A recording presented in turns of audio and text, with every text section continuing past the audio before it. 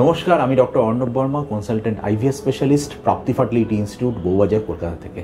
আজকে আমার আলোচ্য বিষয় is IVF pregnancy and artificial pregnancy. হ্যাঁ, এই আলোচনাটা শুরু করার আগে আমরা এটাই বলবো যে অনেকগুলো মিথ আইভিএফ নিয়ে প্রচলিত।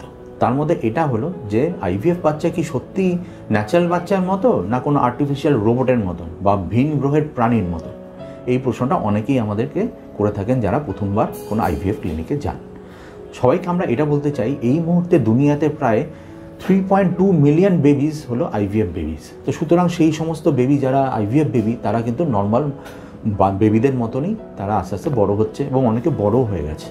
মজার ব্যাপার এটাও, দুনিয়ার যে প্রথম আইভিএফ বেবি বা প্রথম যে আইভিএফ চাইল্ড, একজন ইন্ডিয়াতে আর একজন ইংল্যান্ডে, তারা কিন্তু নিজেরা ন্যাচারাল কনসেপশনে মাও হতে পেরেছেন।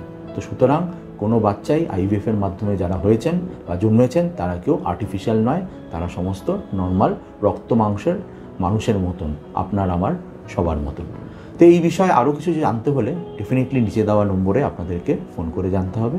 আজকের জন্য এইটুকুই, নমস্কার।